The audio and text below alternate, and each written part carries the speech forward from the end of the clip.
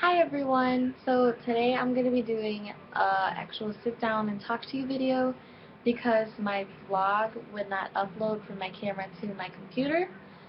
So that's kind of frustrating because I was recording today and I had actually some good footage that I wanted to share. Like Aiden's dinner was really nice and he was drinking his whole milk for his first time, and I don't know, I was really upset that nothing uploaded. So I'm going to do my labor and delivery story again because I remember I did it before and the sound of the video, you couldn't hear it. And so it all started when I went to my Thursday appointment, which was the 14th of December 2012, and it was just my normal every week checkup since I was coming to the end of my pregnancy. And so I went there and my doctor measured my belly, measured my weight, and so on, and did the normal checkup. And he said that I haven't been growing for the past 2 weeks or something, and I should have been growing more by then, or that it was time to take Aiden out. So I was 1.5 centimeters dilated then, and I remember I went home and I think it was Friday morning or Saturday morning that my mucus plug came out because I guess he softened it or something, and I don't know, it just came out after he checked my dilation. And so I was to be, you're gonna hear my mom and my brother in the background because they're just here. So I was to be induced on Monday morning at 8 o'clock a.m. I had to be there. And so when I got there, I was 2 centimeters, and the nurse that was there was new coming back to the hospital, and so it took me an hour, don't mind my brother, to get all my registration and everything. I was already pre-registered, but to get everything into the computer, I guess, took an hour. So I started my oxytocin at 9 o'clock a.m., and I think that's the same thing as Pitocin. I don't really know because they were alternating oxytocin and Pitocin with the bags. But yeah, when I got that, I was no contractions or anything, and still nothing at 10. They checked my dilation and I was 2.5 centimeters, so I mean I was moving along, but I wasn't feeling pain or anything. And so they decided to break my water at around 10, and after that I started feeling tightening, my stomach was just getting tighter. I could feel it contracting, but it wasn't hurting at that point at all. And so at that point I was 3 centimeters, and at 12:30 my actual OB came in to check me because he wasn't in, I guess, when I got there. So he came to check me at 12:30, and he checked my dilation and everything. I was 3 centimeters, and he's like, your water's not broken. And so he had to re-break my water bag, and that time I could really feel it. The first time I actually questioned it because I mean, I felt him up there trying to break it and everything, but it's not like I felt water or anything come out.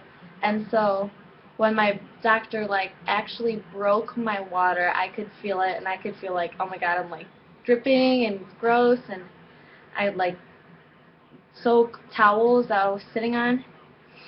And so after that, I was more laying down slash on a ball with a towel, just because I was getting more uncomfortable because I didn't like that I was dripping and everything, and I just didn't feel I don't know, I didn't like how it felt dripping water and blood and all that grossness.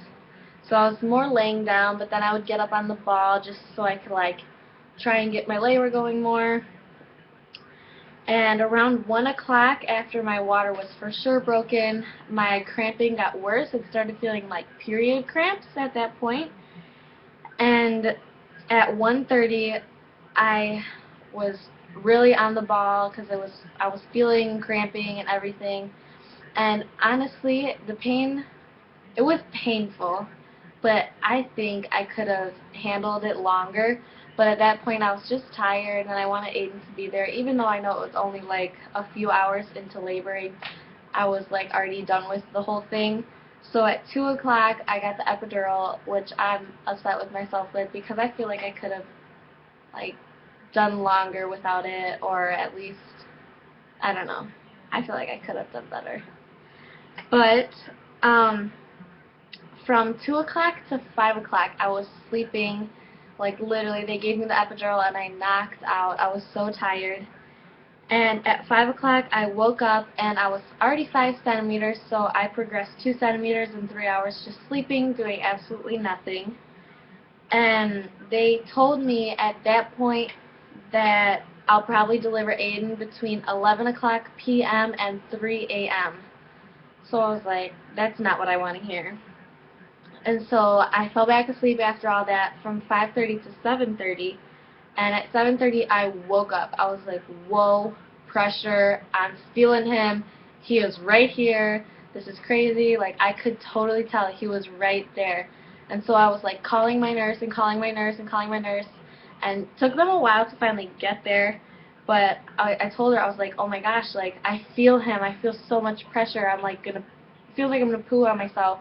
And the nurse was like, oh, don't worry, he's just dropping, and he's, like, getting into your birth canal more. And I was like, no, like, I need to be checked right now. And so she checked me, and she didn't even have to check me. She saw him, like, right there. As soon as she, like, went to check me, he was right there. And so they called my doctor, and good thing he lived relatively close to the hospital, and he was there by 8 o'clock. And by 8:05, I was pushing Aiden out, and I had 5 contractions, and, like, during my pushing, and I pushed him out in 17 minutes, and he was born at 8:22 p.m. on Monday, December 17th. And yes, that was my labor and delivery story. So if you guys have any other video requests or any questions about my laboring in general, please leave comments below, and I'll see you guys tomorrow on Vlogmas Day 9. Bye!